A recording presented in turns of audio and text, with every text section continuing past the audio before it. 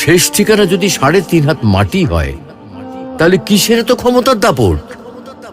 ভোর 5টায় মৃত্যু, সকাল 6টায় জানিয়ে দেওয়া হবে মাইকে, 8টায় শেষ গোসল করানো হবে, 9টায় তোমাকে নতুন কাপড়ে সাজানো হবে, জোহরের নামাজের পরে তোমার আলিশান বাড়ি থেকে বের করে নিয়ে যাওয়া হবে, 2টায় তোমার জানাজার নামাজ পড়ানো হবে, 2:30টায় তোমাকে কবরে নামিয়ে ফেলা হবে।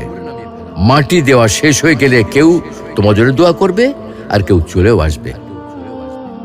এই তো জীবনের শেষ আয়োজন। তো কিসের এত অহংকার, কিসের এত ক্ষমতার দাপট? হ্যাঁ, ক্ষমতা কারোর জন্য চিরস্থায়ী নয়। অন্যায়ভাবে কাউকে ঠকালে একদিন ঠিক নিজেকেও ঠকতে হবে, এটাই নিয়ম। হ্যাঁ, এটাই নিয়ম।